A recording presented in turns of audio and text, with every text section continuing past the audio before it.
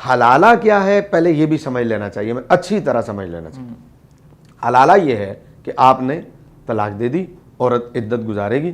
عدت گزارنے کے بعد علی ایک خاتون ہے, لازمی بات ہے وہ اب جوان ہے یا بوڑھی ہے, اب بقیہ زندگی تنہا گزارنا اس کے لیے ایک پرابلم ہے.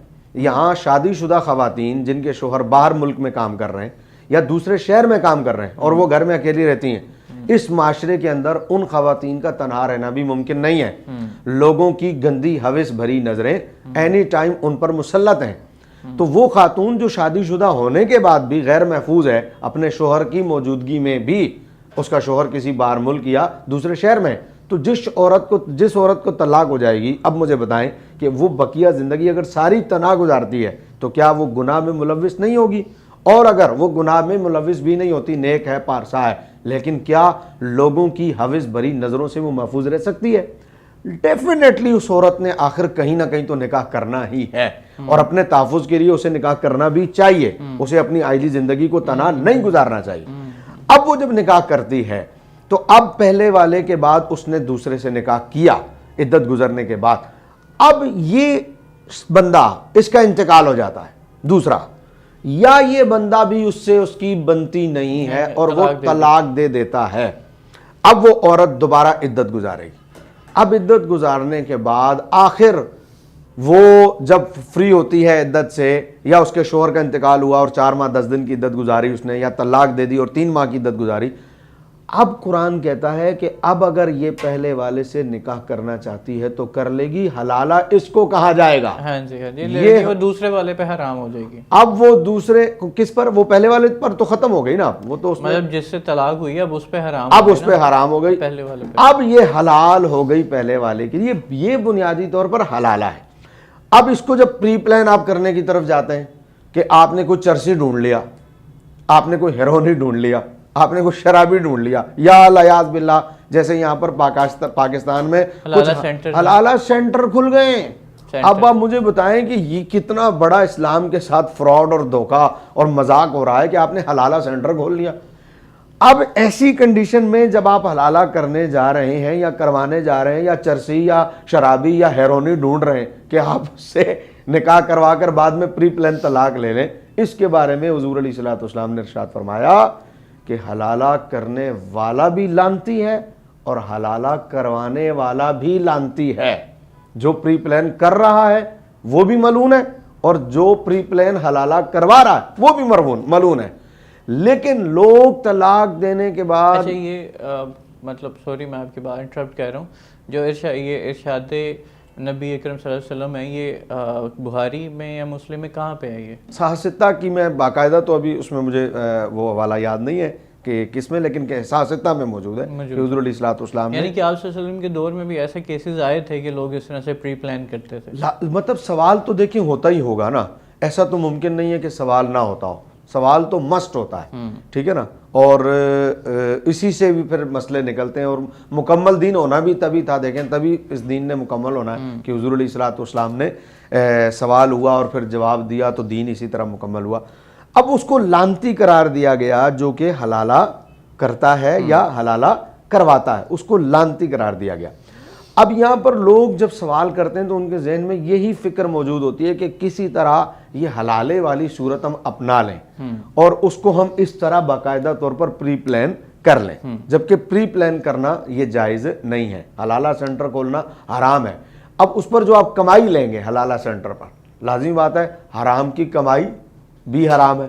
حرام کی کمائی حلالہ سے, حلالے سے حرام کی کمائی, یہ بات بھی بالکل ٹھیک ہے. تو اب وہ کمائی بھی ان کے لیے جائز نہ ہوئی, ٹھیک ہے. اور پھر دوسری بات یہ کہ آپ یہ سوچیں کہ کر کیا رہے ہیں آپ, ہے آپ کا مقصد کیا ہے. آپ کے علم میں پتہ نہیں ہو نہ ہو, یہ جو عمل تولید ہے جانوروں کے اندر, تو اگر آپ کسی سنڈے کو پالا ہوا آپ نے ہے یا گھوڑے کو آپ نے پالا ہوا ہے اور اس کا مقصد جو ہے وہ عمل تولید ہے, آپ کے علم میں ہوگا یا نہیں ہے, یہ کمائی بھی حرام ہے.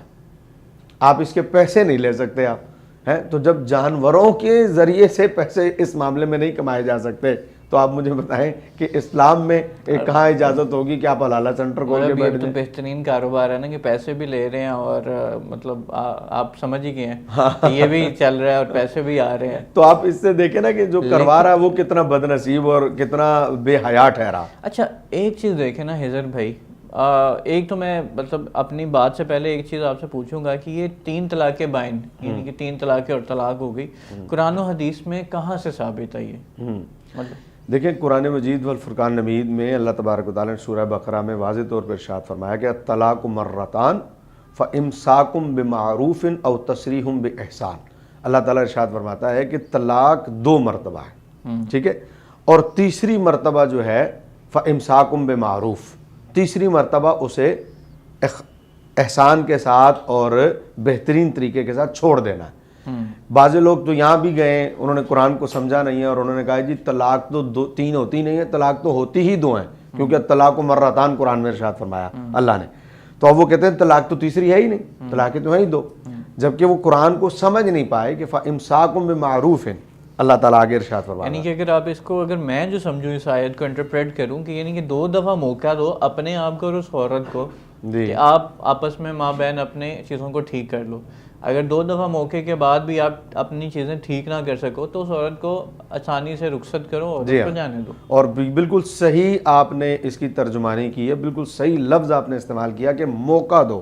یہ جو موقع دو ہے نا اس کو ہی رجعی کہتے ہیں. یہ جو لفظ آپ نے بالکل استعمال کیا بالکل ٹھیک استعمال کیا کہ اس کو ہی رجوع کہتے ہیں. رجوع کا مطلب یہی ہے کہ آپ نے 1 طلاق دی, 1 طلاق دینے کے بعد آپ دیکھیں کہ اب میں عدت کے دوران اس کو یا مجھ کو جو ہمیں تنہائی کا سامنا ہوگا یا جو سچویشن کا سامنا ہوگا آپ اس کو بانپیں اور اس کے بعد آپ دوسری طلاق دیں.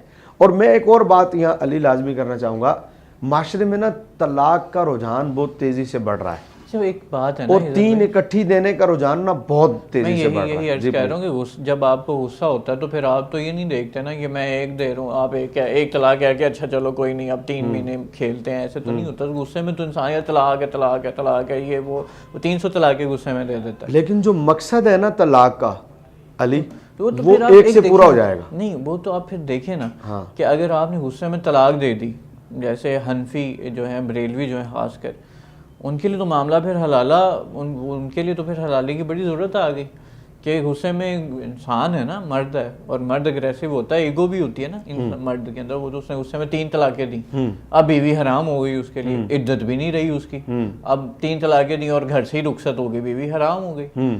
تو بھائی یہ تو میرا خیال ہے بہت سخت ہے معاملہ. نہیں دیکھیں اس میں سمجھنے کی ضرورت ہے. اس میں عدت تو اصول تو یہی ہے کہ عدت اس گھر میں گزارے عورت. کیسے مطلب وہ اس گھر میں اس لیے عدت گزارنی ہے حضر بھائی تاکہ ریکنسیلیشن ہو جائے. ہاں نہیں یہ ضروری نہیں ہے, نان نفقہ اس کے ذمہ دوران عدت نا. دیکھیں یہ بھی ہے, آپ کو پتہ ہے نا, میں آپ کو بھی بتا رہا ہوں کہ اہل حدیث اور اہل تشیع یہ کہتے ہیں کہ جب 2 طلاقیں ماں بہن ہو جائے نا, 2 طلاقیں ختم ہو جائے, تیسری طلاق میں عورت وہاں عدت نہیں گزارتی, تیسری طلاق میں اپنے گھر ہی عدت گزارتی ہے, کیونکہ اب ریکنسیلیشن رہتی کوئی نہیں ہے نا. جب 3 طلاقوں کا وہ ختم ہو گیا, جو اس کے بعد عدت ہوگی وہ اپنے گھر میں گزارے گی, وہ پھر ادھر نہیں گزارے گی. تیسری کے بعد وہ کہتے ہیں اس میں اصل میں جب تک عورت عدت میں ہوتی ہے نا, من وجہن وہ نکاح میں ہوتی ہے نا, مرد کے ذمے ہونے کی وجہ سے, اس لیے. لیکن چونکہ ہمارے ہاں معاشرے میں یہ تو تب ہو سکتا ہے جب دین پڑھنے سمجھنے والے لوگ موجود ہوں, اب تو یہ ایسی سچویشن ہی نہیں ہے.